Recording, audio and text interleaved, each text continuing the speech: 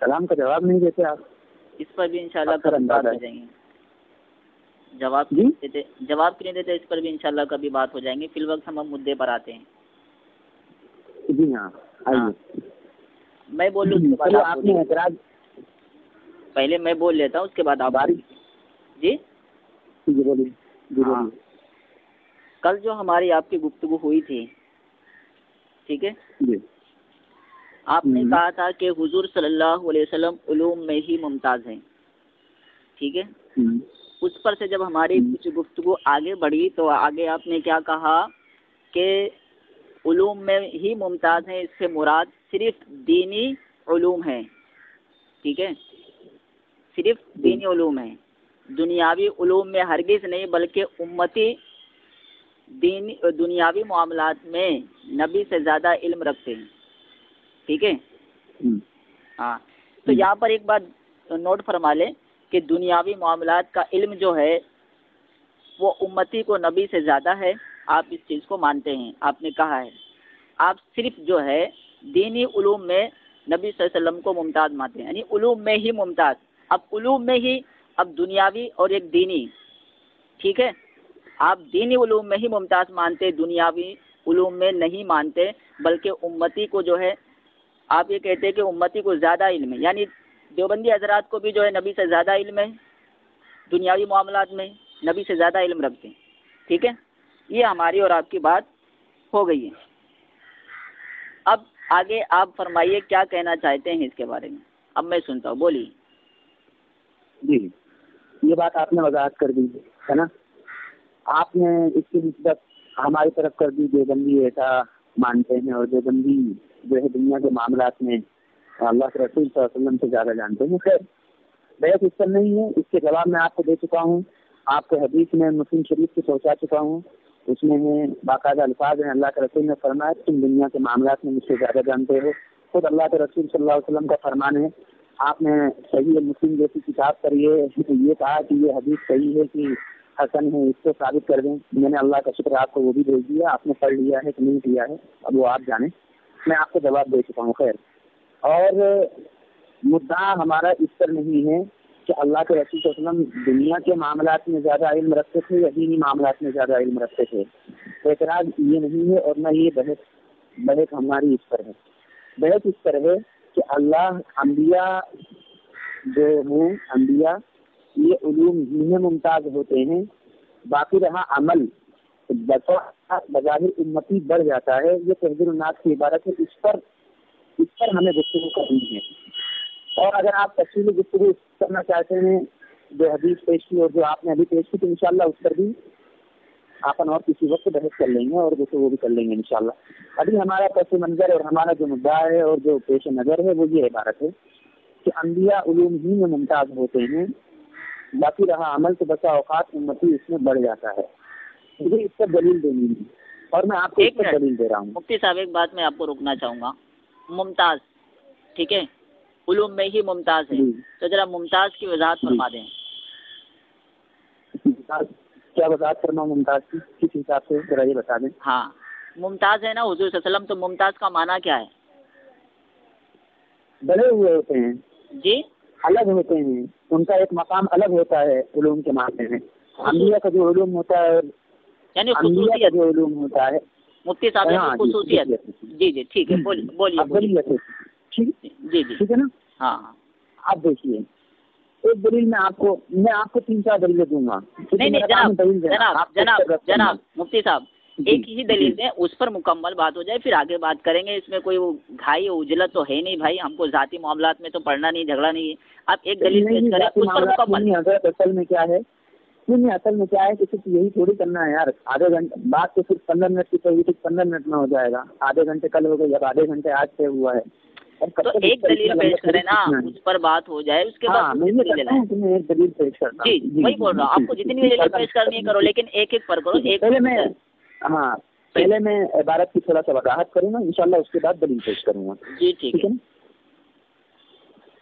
عبارت کا مطلب یہ ہے کہ مولانا قاسم صاحب نانوتوی رحمۃ اللہ علیہ نے باقاعدہ بظاہر کا لفظ استعمال کیا ہے اور دو چیزیں ہوتی ہیں جیسا کہ میں نے کل بھی کہا تھا، ایک چیز ہوتی کیفیت اور ایک چیز ہوتی مفتی کمیت۔ صاحب یہاں روکنا چاہوں گا، ہمارا سوال تھا کہ کیا حضور صلی اللہ علیہ وسلم علوم میں ہی ممتاز ہیں، تو خالی اس پر بات کریں آپ۔ تو اسی کی تو دلیل کیا ہوں یار۔ اچھا ٹھیک ہے، بولیے، دیکھتا ہوں میں کون سی بات کر رہے ہیں آپ۔ ٹھیک ہے، آگے اگر کچھ ہوگا تو میں روکوں گا آپ کو۔ ہاں ہاں ہاں، علوم ہی میں ممتاز ہوتے ہیں۔ اللہ کے رسول صلی اللہ علیہ وسلم کو لے لیں یا انبیاء کو لے لیں، ٹھیک ہے نا، عبارت تو اصل انبیاء ہے، وہاں پہ صرف اللہ کے رسول صلی اللہ علیہ وسلم کو خاص نہیں کیا گیا ہے، تمام انبیاء کو شمار کیا گیا ہے، ٹھیک ہے نا۔ آپ اس کو الگ سے نکال کر اس میں سے آپ یہ کہنا چاہ رہے ہیں کہ یہ بہتر نہیں ہے، کیونکہ جو عبارت ہے اس پر بات کرنی ہے۔ اور اگر آپ اللہ کے رسول صلی اللہ علیہ وسلم کو ہی بولتے ہیں علوم ہی میں ممتاز ہوتے تو بالکل میں اس پر بھی بات کرتا ہوں، اسی پر کہتا ہوں کہ اللہ کے رسول صلی اللہ علیہ وسلم صرف علوم ہی میں ممتاز ہیں، باقی رہا عمل تو بسا اوقات یا بظاہر، جو بھی الفاظ مجھے میرے سامنے کتاب نہیں آنی، کہ بظاہر امتی اس میں بڑھ جاتا ہے۔ بظاہر کا لفظ استعمال کر رہے ہیں، حقیقت کے اعتبار سے نہیں بول رہے، بظاہر حقیقت کچھ اور ہوتی ہے اور ظاہر کچھ اور ہوتا ہے۔ اب دو لفظ ہیں، ایک ہے کیفیت اور ایک ہے کمیت۔ کیفیت کا مطلب ہوتا ہے کہ وہ عمل کس درجے کا ہے، اور کمیت کا مطلب یہ ہوتا ہے کہ اس کی مقدار کتنی ہے۔ آپ دنیا کے اندر دیکھیں گے، آپ تاریخ اٹھا کے دیکھ لیجیے، اللہ کے رسول صلی اللہ علیہ وسلم نے کتنے خرچ کیا ہے، اور آج کتنے امتی ایسے ہیں کہ اللہ کے رسول صلی اللہ علیہ وسلم سے زیادہ حج کیے ہوئے ہیں، 4 کیا ہے، کسی نے 5 کیا ہے۔ اللہ کے رسول صلی اللہ علیہ وسلم کی عمر 60 کے لگ بھگ ہوئی ہے، تو کتنے امتی ایسے ہیں جن کی عمر تقریباً 70 ہو رہی، 80 ہو رہی، تو اللہ کے رسول صلی اللہ علیہ وسلم نے نمازیں پڑھی جتنی، ان سے زیادہ نمازیں انہوں نے پڑھی۔ بہت ساری مثالیں ایسی، آپ حج کو لے لیجیے، عمرہ کو لے لیجیے، نماز کو لے لیجیے، روزے کو لے لیجیے، بہت ساری ہیں ایسے۔ یہ بتانا تھا وہی بات طریقے کی اور درجے کی، اللہ کے رسول صلی اللہ علیہ وسلم کی ایک نماز اور پوری دنیا کی ایک نماز اس کا مقابلہ نہیں کر سکتی ہے، درجے کے اعتبار سے اور افضلیت کے اعتبار سے اور مقدار کے اعتبار سے تو امتی بڑھ سکتا ہے، لیکن افضلیت اور درجے کے اعتبار سے اس میں بڑھ نہیں سکتا۔ اس کی پہلی دلیل یہ لیجیے، امام راضی رحمۃ اللہ علیہ نے تفسیر کبیر کے اندر جلد 2 صفحہ نمبر مجھے یاد نہیں، آپ کو میں اسکرین بھیج دوں گا، اس کے اندر فرماتے ہیں کہ ہم نے دیکھا ہے اس امت کے اندر بہت سے لوگ اللہ کے رسول صلی اللہ علیہ وسلم سے عملی مشقت کے اعتبار سے بڑھے ہوئے ہیں، عملی مشقت ان کی زیادہ ہے۔ تفسیر کبیر کے اندر امام راضی رحمۃ اللہ علیہ نے یہ بات لکھی ہوئی ہے، اور یہی بات مولانا قاسم صاحب نانوتوی رحمۃ اللہ علیہ بیان فرما رہے ہیں کہ عمل کے اعتبار سے امتی بظاہر بڑھ سکتا ہے۔ یہی تفسیر کبیر کے اندر بھی مولانا امام فخر الدین رازی رحمۃ اللہ علیہ فرما رہے ہیں۔ یہ بات میری مکمل ہو گئی، اب آپ اس پر کچھ کہنا چاہتے ہیں تو بتائیں۔ اچھا، ایک جواب دیتے، کیا آپ حقیقتاً، اس میں تو بظاہر لکھا ہوا ہے نا بسا اوقات، حقیقتاً عمل میں حضور صلی اللہ علیہ وسلم ممتاز ہیں یا نہیں ہیں امت سے؟ اس کا جواب دیجیے۔ حقیقتاً امت سے عمل میں حضور صلی اللہ علیہ وسلم ممتاز ہیں یا نہیں ہیں؟ عمل میں ممتاز ہے نا، اللہ کے رسول صلی اللہ علیہ وسلم کی جو نماز ہے وہ ایک نماز ہے۔ جناب اب میری بات سنیے، آپ نے یہ کہہ دیا کہ عمل میں بھی حضور صلی اللہ علیہ وسلم ممتاز ہیں، ہے نا؟ حضرت میرا تو مطلب آپ تو میرے کو پوری بات بھی نہیں کرنے دے رہے اور آپ اسی پر روک دے رہے ہیں، بات تو پوری سنیے۔ اچھا وضاحت کر لیجیے، چلیے بولیے۔ ہاں بات پوری سنیے، ایسا مت کیجیے کہ بیچ میں آدھی بات لے کے آپ اس کو مطلب غلط نکالیں۔ نہیں غلط نہیں، عمل میں حقیقت میں نہیں، آپ سے اسی کو آپ کہہ رہے ہیں وہاں پر بظاہر کا لفظ ہے، بظاہر کا لفظ ہے، بسا اوقات کا لفظ ہے، تو اب ہم کہہ رہے ہیں وہاں پر بظاہر کا لفظ بتا رہے ہیں آپ، بسا اوقات بتا رہے ہیں آپ، تو حقیقتاً حقیقی طور پر عمل میں نبی کریم رؤوف الرحیم صلی اللہ علیہ وسلم ممتاز ہیں یعنی امتی سے عمل میں؟ ہاں بتا رہا ہوں نا، تو سنیے اس کا مطلب بتا رہا ہوں نا۔ بولیے۔ حقیقت میں ممتاز ہیں، اس کا مطلب یہ ہے کہ اللہ کے رسول صلی اللہ، جی بولیے یار آپ کو سیدھی بات ہی کرنے دے رہے ہو یار۔ بولیے۔ حقیقت میں ممتاز ہیں، اس کا مطلب یہ ہے کہ اللہ کے رسول صلی اللہ علیہ وسلم کی ایک نماز اور پوری امت کی ساری نمازیں ایک طرف، اللہ کے رسول صلی اللہ علیہ وسلم کی نماز ایک طرف، اس اعتبار سے ممتاز ہے کہ اس کی افضلیت، اس کا مرتبہ، اس کی شان، اس کا مقام اور اس کا جو بھی آپ کہہ لیجیے وہ اللہ کے رسول صلی اللہ علیہ وسلم کی ایک طرف ہے اور پوری امت کی ایک طرف ہے۔ اللہ کے رسول صلی اللہ علیہ وسلم کی نماز کا مقابلہ پوری امت کی نماز نہیں کر سکتی. اس اعتبار سے حقیقت میں عمل میں ممتاز ہو گیا مقدار کے اعتبار سے مقدار کے اعتبار سے ممتاز نہیں ہے. بس آپ سے پوری کرنے دیجیے یار. ہو گیا کر رہے ہو. ارے بھائی آپ ہی بولو گے میں بھی بولوں گا. مفتی صاحب ابو ارقم کو بھی بولنے دو یار. بات آپ نے میرے کو اچھا ٹھیک ہے بولیے. اچھا آدھے گھنٹے کے وقت ہے تو ٹھیک ہے بول لیجیے. چلیے بولیے. نہیں آپ کو موقع دوں مجھے. آپ مقدار کے اعتبار سے اللہ کے رسول صلی اللہ علیہ وسلم کی بات نہیں ہو رہی. حقیقت کے اعتبار سے مطلب ہے کہ مرتبہ شان اور افضلیت کے اعتبار سے ممتاز ہیں. بولیے آپ آگے. ہاں دیکھیے پہلے آپ نے فرمایا تھا کہ علوم میں ہی ممتاز ہیں. اس کے بعد کیا ہو گیا آپ نے کہا نہیں دنیاوی علوم میں ممتاز نہیں بلکہ امتی دنیاوی معاملات میں زیادہ. ایک منٹ میں اسٹارٹ روکنا چاہتا ہوں. آپ کو روکنا چاہتا ہوں 1 منٹ. میں نے پہلے بھی کل بھی اس بات کی وضاحت کر دی تھی. آج بھی اس بات کی میں نے وضاحت کر دی کہ ہمارا مدعا یہ نہیں کہ دنیاوی علوم میں ہے کہ دینی علوم میں ہے. ہم نے آپ سے یہ بھی کہا کہ اس پر انشاءاللہ بعد میں بحث کر لیں گے. ابھی بات اس تنظیر الناس کی عبارت پر آئیے آپ. اچھا ٹھیک ہے بس. ہاں ابھی ہو گیا کہ علوم میں ہی ممتاز ہیں. علوم میں ہی آپ نے کہہ دیا, قید لگا دی کہ دینی علوم میں, دنیاوی میں نہیں. ٹھیک ہے. اچھا ابھی آپ نے کہا کہ عمل میں بھی حضور صلی اللہ علیہ وسلم ممتاز ہیں. عمل میں بھی ممتاز ہیں. کہا نا آپ نے عمل میں بھی ممتاز ہیں. پھر کہا علوم میں ہی ممتاز ہیں. اب یہ 2 چیز ہو گئے. علوم میں ہی ممتاز ہونا, پھر کہنا کہ عمل میں بھی ممتاز ہیں. کہا کہ نہیں کہا آپ نے؟ تو علوم میں ہی ممتاز ہیں تو پھر عمل میں ممتاز ہو گئے. تو ہی کا کیا کریں گے آپ؟ جیسے آپ نے کہا علوم میں ہی ممتاز ہیں. ٹھیک ہے. اب اس کے بعد کیا ثابت ہوتا ہے کہ کسی میں ممتاز نہیں ہے, لیکن آپ نے کہا عمل میں بھی ممتاز ہیں. حقیقتاً عمل میں بھی حضور صلی اللہ علیہ وسلم ممتاز ہیں. اچھا دوسری بات میں آپ کو بتانا چاہوں گا. الافاظات الیومیہ صفحہ نمبر 339 حصہ پنجم لکھا ہے جس وقت مولانا نے تحذیر الناس لکھی کسی نے ہندوستان بھر میں مولانا کے ساتھ موافقت نہیں کی بجز مولانا عبدالحی کے.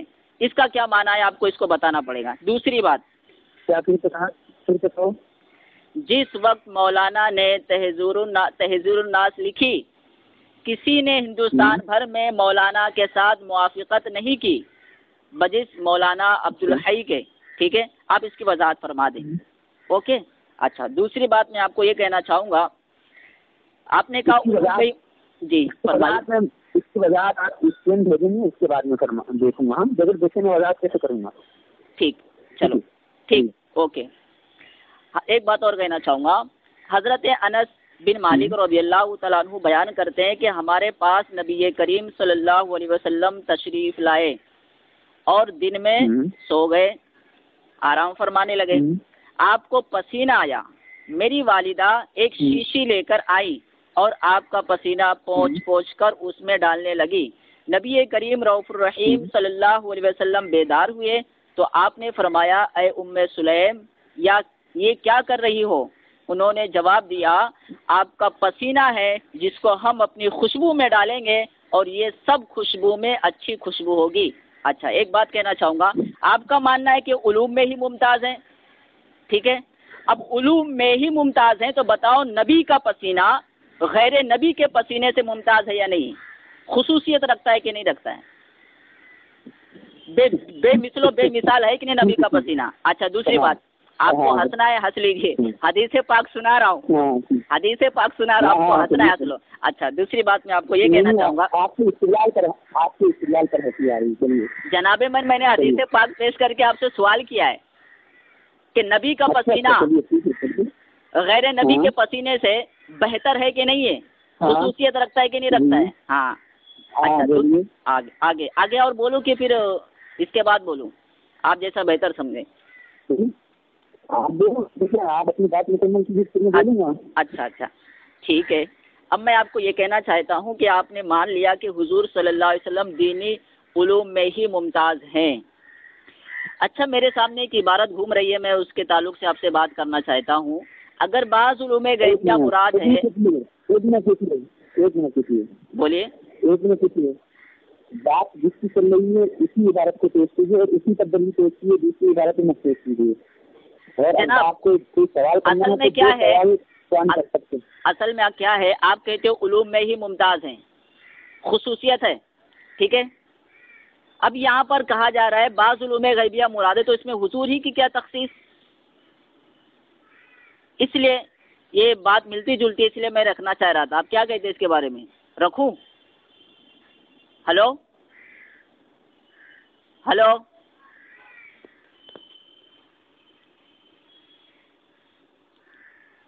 Hello hello